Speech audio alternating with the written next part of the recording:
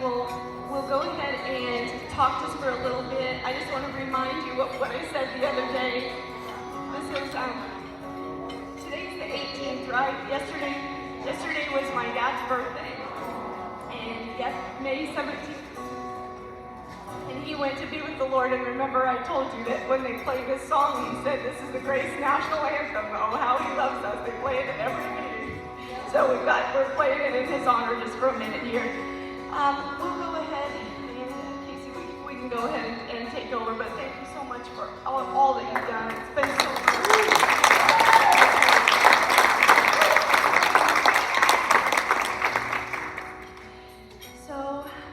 We wanted to just talk a little bit. We have some handouts and some books for you that are available for you, of course, to take and give to others. Our first book that we're going to talk to you about is the I Tried Until I Almost Died. So you have that. That's Sandra McCollum's book. And Sandra was going to be here with us this conference, and she had an emergency that she wasn't able to be here. But we wanted to read you the titles of her chapters. She's authorized us that we're able to do this. We're going to share just a little bit about Sandra's story and a little bit about Sandra's book, just briefly, so that your appetite can be whet, that you can give this book to other people. Yes, Sandra McCollum is Joyce Meyer's daughter. Joyce Myers, how many have heard of Joyce Myers? Okay, Joyce Meyer's daughter Sandra, when she was a baby, she was such a good baby that she never cried. And they took her to the doctor. They thought there was something wrong with this child because they had other kids, and the doctor did all kinds of tests and said, "There's nothing wrong with this baby. She's just a good baby." And so enjoyed. So when she grew up, she just started trying to be good. And she was so consumed with several things. She worked in her mother's ministry. And Amy used to work in Joyce Meyer's ministry with Sandra when Sandra was just working in her mother's ministry. But then Sandra got married, and then Sandra had twins, and then Sandra decided she was going to be a school teacher and homeschool her twins. And then she was still working in her mother's ministry. And then also every day she was pretty busy, right? Twins, husband, homeschooling those twins. She had perfectionism following her around always. And the other thing she would do every day is, she was a morning person, so she'd jump out of bed and pop up and be happy. And she'd sit down and write her list of about 40 things, 40, that she wanted to become a better Christian by doing during that day. And so it was very discouraging and then she's a mother working in her mother's ministry. She's a wife, she's got twins, and she's a school teacher. So by the end of the day, she maybe crossed off 2 things out of 40. And that guilt, condemnation, and shame of not being able to conquer and be a better Christian by doing all these wonderful Christian things, it will make you sick. It will absolutely, guilt, condemnation, and shame will make you sick. And so suddenly she had a tumor the size of a cantaloupe. And she had to start this process of 2 solid years of sickness. They operated on that, and then they did something that caused something else. Anyway, by the end of 2 years, she had been in bed almost 2 years. And she's not here, so I love to tell people stories, right? Yeah. You know that? Yeah. So she was absolutely coming the first night. She was going to be one, and David Horton and her were going to be the 2. But she called me 2 days before, and she'd already been in contact with Vicki, and Vicki's been praying with her about. She had suddenly had an attack on one of her teeth that was just a crazy attack of the devil, and it was 24 hours a day pain. And she, if it's in your mouth, how can you talk? That thing. So she called, and I just released her. She never cancels. In fact, if she's got an appointment that she's made, she'll pay to go a day early so that she's always there. And so anyway, so that's why she isn't up here talking to herself. But I am going to tell you finish telling you her story.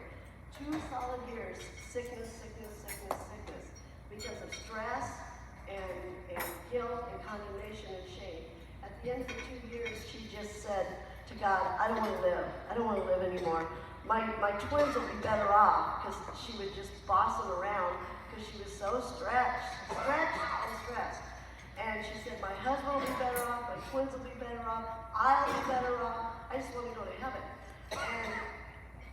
But if you don't want me in heaven yet, and you have something else, then I just tell you to do what you can do with my life. You're going to take me to heaven or what? And that's when he took the veil off her eyes and showed her. And somebody gave her Joseph Prince's book, the Destined to Reign book. Now, Joseph has written probably 30 different books now, but this was his testimony book about how he was, how suddenly he became the word of faith. He suddenly became I wish I had time to tell the story. But do not tell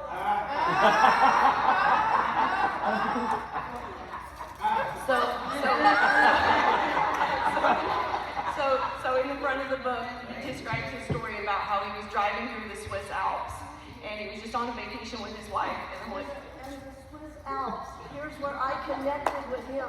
My grandfather was a Swiss watchmaker, and he came to America, and back in the day when 160 acres, if you farmed it, the government would give it to you. So he brought his wife, and they had kids, a lot of kids, my dad, and they farmed that until that was old, until they had fulfilled that requirement of the government, so they ended up with that 160 acres. And then he went into the little town of Missouri Valley, Iowa, my grandfather, and he built a 2-story building in that town, put his name on the top, it's still there today, John Worley, and the date. And he opened a jewelry store because he was a Swiss watchmaker. So when I read that Joseph Prince was driving through the Swiss Alps, Joseph loves God's creation. And there'll be times when he'll take a vacation and he'll just go somewhere, and then he gets some famous person like Richard Roberts or Jimmy Swaggart or somebody to come and be in his church while he's gone. So anyway, Tiffany and I, how did we get the way we are? By Joseph. By watching Joseph Prince on TV. We might have told you a different day, but we would watch it on different channels, because back in those days, and probably still now, it was on 3 or so different channels in the morning, and you could watch one and then watch it again and watch it again. So by the time we watched it 2 or 3 different times, we got the message, but I felt for the first time loved by God. I'd been in church my whole life, spoke in tongues as a little kid, the whole thing, but never felt the love of God, never thought I could be good enough. Pastor Rob talked about the rapture, and he kind of shared in a personal testimony with some people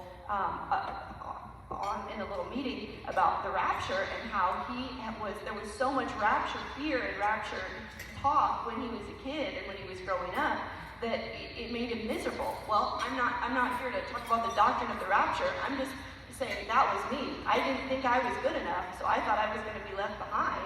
And so I thought, I'm not even going to try. My life I had no purpose, no ambition, because it was all going to end, and I was going to be running for my life in like a Left Behind movie, right? The best thing, you guys, that God takes what seems to be the worst and turns it to be the best. The best thing that ever happened to me was I had a car accident. I broke my neck, and I broke my pelvis. Broke my pelvis in like 16 different places. When that happened, I got exposed to nurses. And then I began to have purpose. I wanted to do for others what they had done for me. So that got me through that difficult time of being a high schooler and into college. It gave me just a little bit of purpose, like to walk towards the next step of being a nurse. And then when I was a nurse, when I was an adult, that's when I began to understand the message of grace that I learned through Joseph Prince's teaching. I would like to say one more thing, 2 things. So Joseph Prince was driving through the Swiss Alps, and his wife was asleep in the car. He says it in the beginning of this particular book, and he says that he felt God talk to him, speak to him, and say, Joseph, you are not preaching grace. And he said, argued with the Lord, I am preaching grace. I'm a grace preacher. You are not preaching grace. God showed him and taught him about grace with the law being mixture, and that one nullifies the other. The law comes in with mixture and nullifies the message of grace, making it not grace anymore, making it not pure grace. So the catchphrase, back probably 15 or so years ago, the catchphrase was radical grace. Grace without something else. Grace without mixture. Radical grace. That's how we got our name, International Radical Grace. So that's Joseph getting his revelation from God.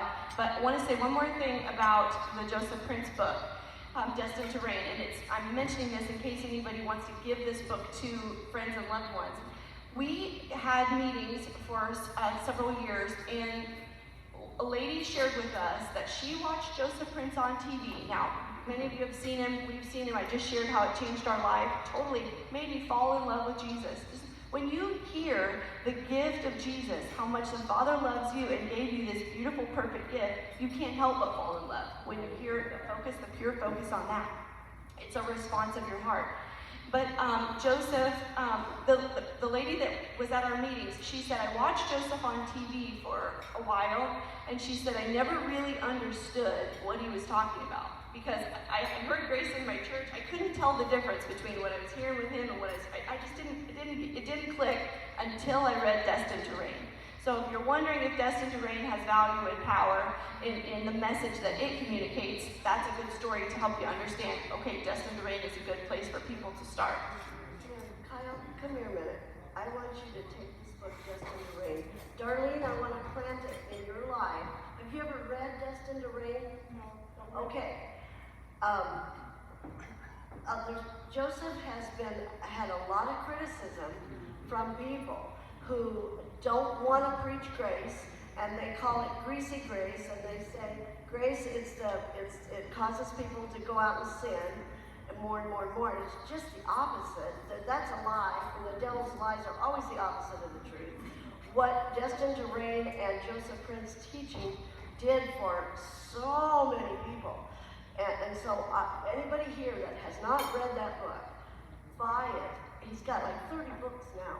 But that book is the one that really explains the difference between what he was, the word of faith that he was preaching, and he was preaching it bold and had 8,000 people in his church.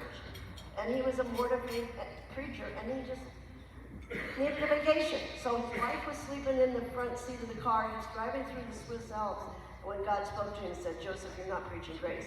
And he said, by grace are we saved through faith. Of course I'm preaching grace. And then God kind of took him away for a while, like Paul was taken away for 15 years. Paul must have been really hard-headed. But God took him away for about 15 years and away from everybody else and just gave him revelation about grace. Paul, that was Paul. But Joseph. That's what happened to Joseph too. And then Joseph came back and started preaching righteousness consciousness. That's what he's preaching. Not sin consciousness, but righteousness consciousness will be the thing you need to reign in life. And everybody, this is not brand new, right? The Apostle Paul, he talked to the Galatians about it. Also, people like E.W. Kenyon wrote about it. Martin Luther, it was the foundation of Martin Luther breaking away from the Catholic Church. But throughout history, there have been these waves, these open doors, these thrusts, this momentum that will come in for grace to be revealed. So I believe we're in one in this room for this week. Okay, so I want to go back now to Sandra's testimony. When Sandra cried out to the Lord and said, take me to heaven, that's when God moved heaven and earth to get a person to take her Destined to Reign the book. And she read that book, and it absolutely caused her to be rejuvenated, and she was healed, and she began to teach grace in her. We all talk about it to people in our own personality. You know, it's different. We're all different. And so, reason we're talking about this is it is the greatest witnessing tool, Sandra's book, and I'll tell you why. Almost everybody knows about Joyce Meyers. And when you say, this is Joyce Meyers' daughter's testimony, I tried till I almost died. They can't wait to read that book. So, and then we have a woman in Branson, Missouri who owns 3 glitzy places, boutiques. And I gave her the copy of Just in the Rain. And that was my inroad in the very beginning to that woman. And she took it and started reading it and put it on the nightstand in her bedroom. And suddenly it disappeared. It just disappeared. Her daughter, who had a miscarriage, came. This is the glitzy lady. Her daughter had a miscarriage, and she saw that. I tried till I almost died. The cover will sell the book, and people will read it. And so people will read it. And here's the deal. This is what I'm trying to say.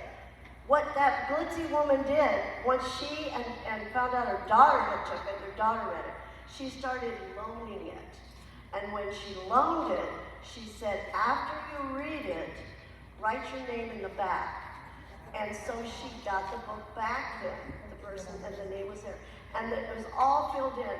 They passed it from person to person, one book, from person to person, and it changed their lives.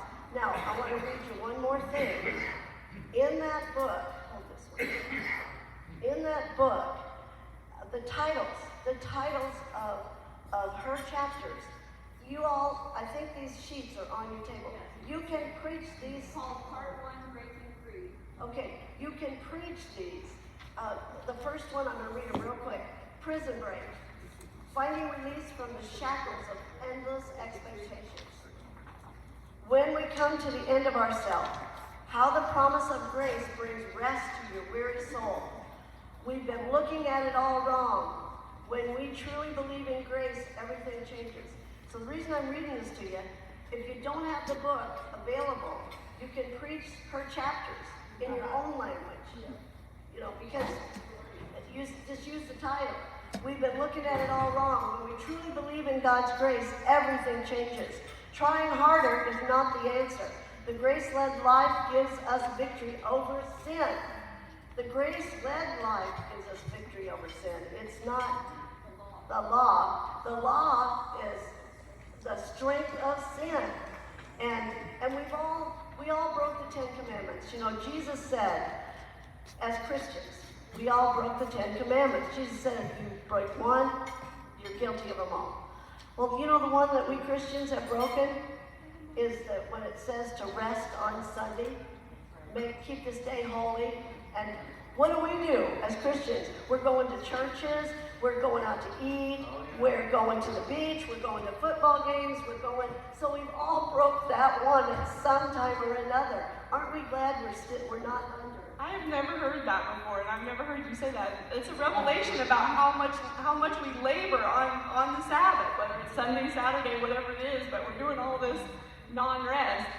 Yeah, and God wanted us to rest, so he said that. Anyway, you all know that. But you can teach people that little nugget to get them interested. Okay, the next one. Nothing you will do will change his love for you. Nothing. What we do matters. So the grace-led life releases us from the pressure to perform. What we do matters less than who we follow. What we do, it's Jesus. We're following Jesus.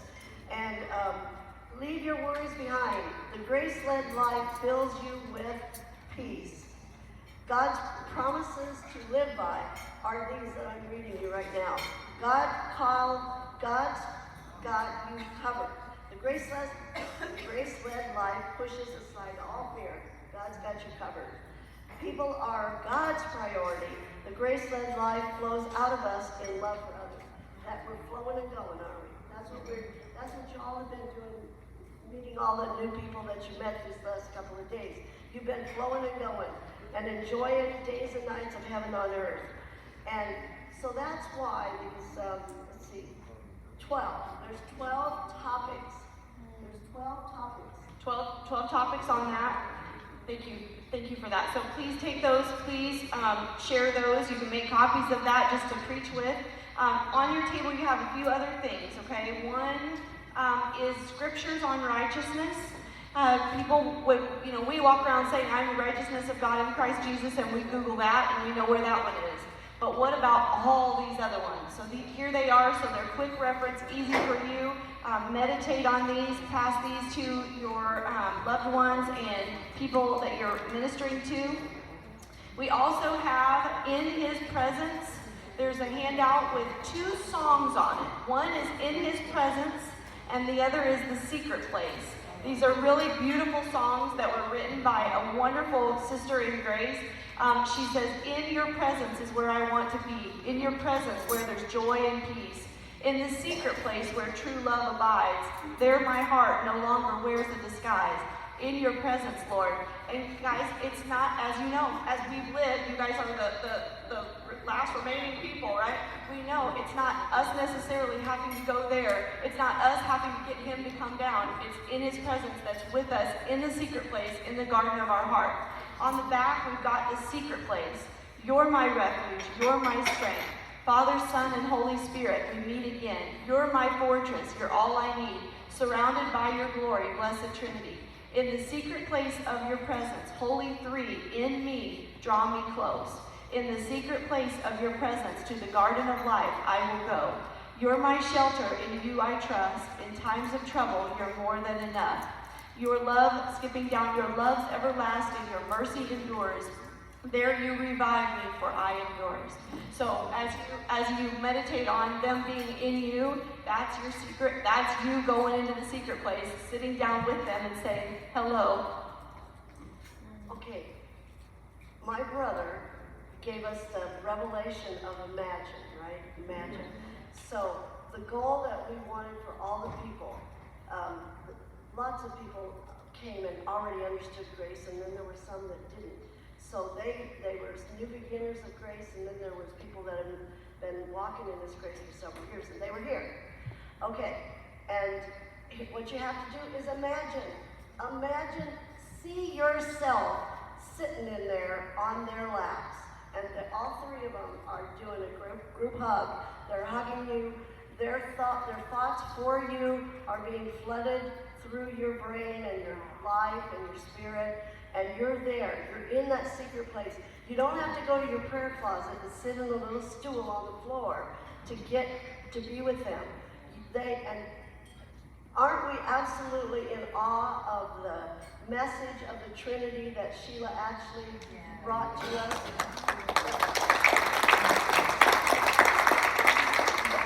That's what connected me with the Ashley family. Is when I saw that, I immediately, when it was over, I was in Jeremiah Johnson's, I think I told you, she wasn't even on the schedule, but somebody had a problem and couldn't be there, and the wife of Jeremiah said, Ashley needs to be the one taking her place. When I saw that, I hunted him down as soon as it was over, and I said, you've got to come with me. I will pay your way to go to Sioux Falls, South Dakota, where Connie was having a meeting. For a week. I just wanted them to go. Not that she would be able to give that, because that wasn't my intention. But I wanted to take my people, my family, my friends. And so when we went to that convention, we got something out of everything that's going on. But as soon as it was over, we had our own room in our own little convention, and Tim and her ministered to my relatives and my friends. And because of that Trinity revelation that God gave her. And so just know now, I'm going to see this. I want to say something about Pastor Tim, what you shared in the hotel room. My mother-in-law, she said out of the whole, because it was a convention with other speakers. She said out of the whole thing, she said, the best thing was actually Tim. And I say that not to brag on you, but it made an impact. The message came across. And so that was wonderful. And Tim was not one of the speakers. Wasn't even one of the speakers. He was in this little side room that we snuck off to. We were all crammed, like 2 or so tables full of people crammed in this small hotel room across the beds and all this, just trying to learn and listen. And I joked about them being there for a week because their plane, they had trouble getting there, they got stranded. They had trouble getting home and they got stranded. They ended up being there for a lot longer than they planned in the middle of nowhere. But all that said, the other thing was another family member of mine spoke about the specific teaching, the doctrine of the covenants, and the doctrine of the covenants, not like some Mormons, but about the specific teachings comparing the covenants. So wanted you to know that as positive. Before I turn it to her for her finale with the beautiful cake, and I know some of you got to see it yesterday and some of you didn't, so please, I want you to be able to hear that. You have this sweet little lady on your table with these gifts. This is to remind you of JoAnna running around with these grace gifts. Yeah. These are titled 5 Great, Grand, Glorious Gifts. Number 1, God's glorious gift of Jesus' righteousness. Number 2, God's gift of intimate, eternal fellowship. Number 3, God's gift of forever forgiveness. Number 4, God's glorious gift of grace, grace, grace. Grace is never ending, more grace. God's miracle of mercy gift. You know, the difference between grace and mercy, a lot of us know it. Mercy is that we don't get what we do deserve, right? Punishment. Grace is getting what we don't deserve. Blessings, grace, favor, unmerited favor. So these are the 5 great, grand, glorious gifts from our loving, eternal Creator, Papa God, Redeemer Jesus, and Precious Holy Spirit, the 3 in 1. Here, you go ahead and share with them. I'm going to hold this up, and you can please tell them. Okay, Papa God said to end this thoughts that we've all experienced. The last thought I want you to, and the last picture in your mind, is this beautiful cake with all these, there must be 20 roses up there on top of that cake. I had the chef, his name is Ross, and he did all of this wonderful food for us. He did all of this wonderful food for us. And then I said, Ross, I'm gonna need a cake, not to eat, it's gonna be a prop. And he said, okay. So I told him I need it piled high with roses. And so this cake is going to remind you guys that the bottom part is the cake. And the cake is like God's grace. We now have a revelation, a new understanding of God's grace. And that's the cake. But the sweet spot, the really, really, really sweet spot, the cake is the foundation of righteousness, and it's grace, grace, grace, and more grace. But the really sweet spot is the intimacy that we now are aware of inside us, the Trinity resides. Throne of grace is in every. Remember the Garden of Eden. You have your own personal slice of heaven on earth, and the Garden of Eden, and your Garden of Eden.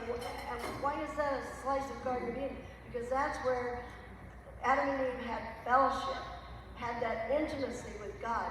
And in the back of your little book, that Kenneth Hagin's book, Paul's Revelation, the Gospel of Reconciliation. That is the true gospel. That's what we tell people. You're reconciled to God, you just don't know it yet. And so you're ministers of reconciliation. Okay, they live in us. The Garden of Eden, our own personal Garden of Eden inside of us, the Trinity's there continually. They are omni, the 3 omnis, they're omnipresent. And they are omnipresent everywhere, in every believer, in the whole world, and they're in every nation, they're everywhere, but they're also in us at the same time. And so the sweet spot is all this delicious frosting.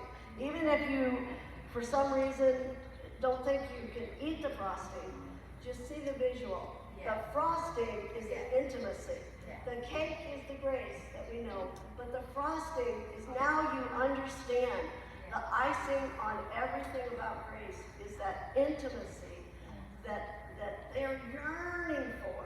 Yes. And as you just imagine yourself right in there on their lap with your head on their bosom, and they're cradling you and cuddling you. And one night, I got to tell this other little story. So are you going to forget the grace cake? No. Okay. I got the script. Okay. I got to tell you one other little story. There was a Jewish rabbi in Tulsa, Oklahoma, Schindler, and he was on TV. And one day, I'm a worker, and there's 4 personalities. The sanguine, they're the talker, and the people person. There's more sanguines in jail than anywhere else because they're either followers or leaders, and they can go the wrong way, and people follow them and end up in jail.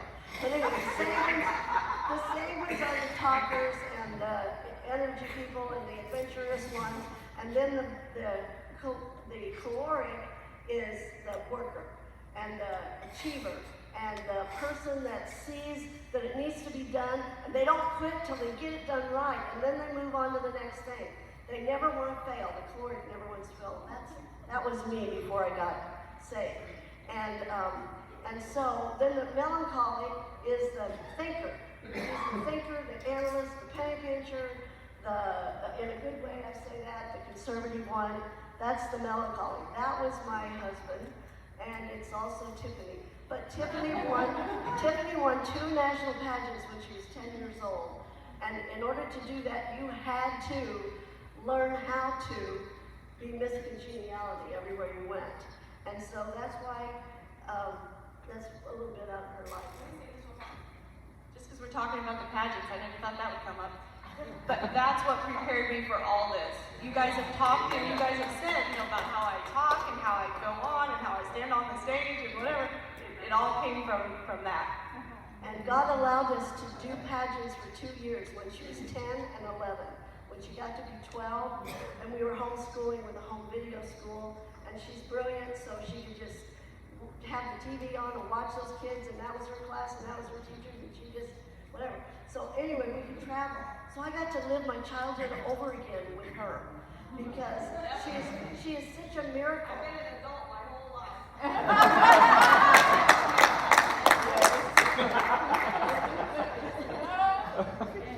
Okay, I've got to leave you with this one thing. Okay, so I was really tired one day, and I've been working, doing everything imaginable, because I'm a caloric, and about 2 o'clock in the afternoon, I just kind of ran out of steam. And I thought, I'm just going to go into my husband's TV room, and I'm going to sit down, and I'm going to turn the TV on, and I'm just going to watch it for 10 minutes. And then I'll go back to my job, whatever I was doing. So I walk in there, and here's the clicker on the table, and there was a chair sitting there. I just picked up the clicker, and I'm standing in front of the TV, and I just click it on. Now, my husband was a wonderful guy, and he got healed twice. So God prolonged his life 2 long sessions. He was healed of esophagus cancer, which people don't live with esophagus cancer.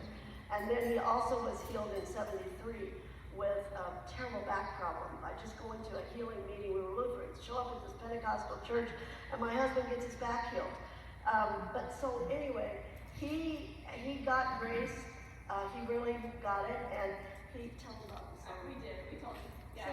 It's not how much I love him, it's how much he loves me. And it's not what I do for him, it's what he's done for me. And our wonderful singer, Casey here, just sang that song, Oh, how he loves us. My husband heard that song so many times. Out of his mouth, he said one day, I think that Oh, How He Loves Me, that song has got to be the national anthem of praise people. You guys are going to be quoting that every time you ever hear it. Tiffany's dad says this. Okay, so Okay, I'm gonna. Okay, so I pick up the remote, and my husband was so brilliant that he didn't ever want to watch fantasy, anything. He would have Fox News on, and when he ever was in there with the TV, because he was working all the time on a cattle ranch. But anyway, he would have Fox News on.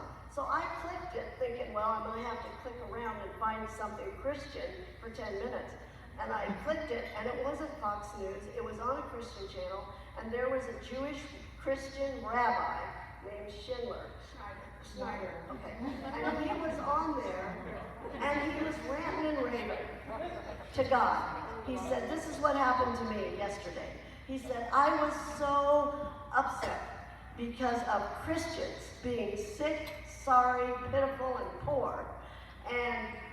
And I want to help them because they've inherited, he's saying this on TV, see, and I'm just standing there. And he's not my favorite Christian speaker. In fact, I didn't really, and so I was going to click it, and the Trinity said to me, do not click it. So I'm just standing there. I don't even sit in the chair, and I'm listening. And he says, I was so upset yesterday. I was so upset. And I cried out to God, how can I help people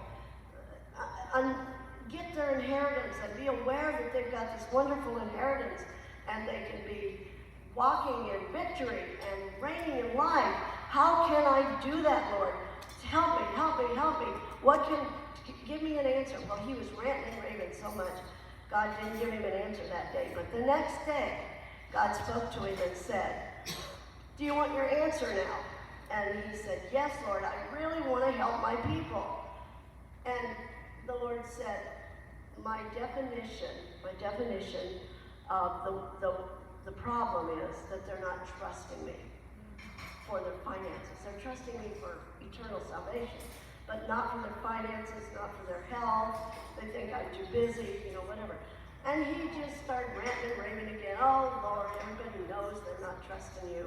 And I know they're not trusting you. That isn't what I need to help them move from that into where they really are walking in their righteousness and blessing. And God said to him, well, do you want my definition of trust? And he said, I better have your definition of trust because I really want something to help people. And God said, my definition of trust is cling. C-L-I-N-G. C-L-I-N-G.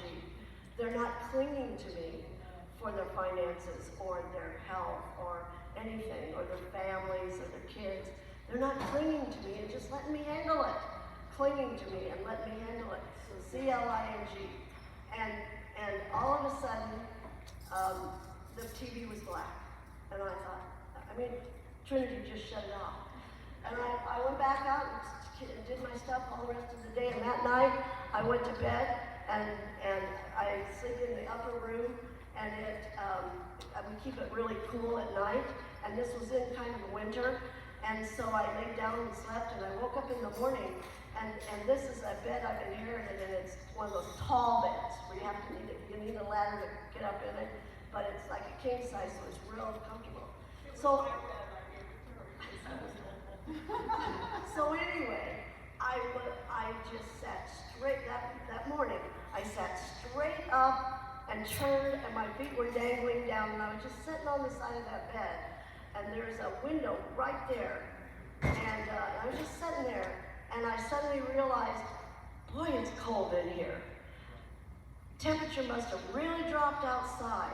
It's really cold in here. Hold on just a second. Okay. And so you know how when you're cold, you'll just, you walk outside, and if you need more coats, you'll just go, brr, it's really cold, right? You'll hold your arms like she is. And then you'll run back in the house. Okay, so that's me. So all of a sudden I go, boy, it's really cold in here. And all of a sudden, the Trinity said to me, do you see what you're doing? The Trinity said to me, that is clinging. That is clinging.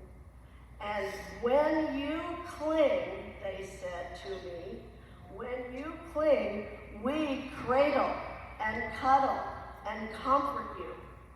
So that's where the whole word cling, and you'll see it on lots of our books and handouts or whatever. You'll see this little guy standing like this, just to remind you. And Sheila, you have my permission to add that to your Trinity story. So it's fling and cling. Yeah. Right? Bring the lies back to the devil of whatever and he's a creep. He's a creepy, crawly, sneaky, and he comes to people in their mind trying to get them to Comes trying to get in the garden, in your heart. Yeah, he's trying to get in your garden and cause you guilt, condemnation, and shame. And you just fling them lies back to him and say, no way, devil. See the hand? No, I'm not having your stuff, your lying stuff. And then you go back to just living with the Trinity and just clinging to them, and they cuddle and cradle you continually. Okay, now your real speaker for today is coming forward. Tim, Ashley, without further ado, blessings to you. Thank you for being here.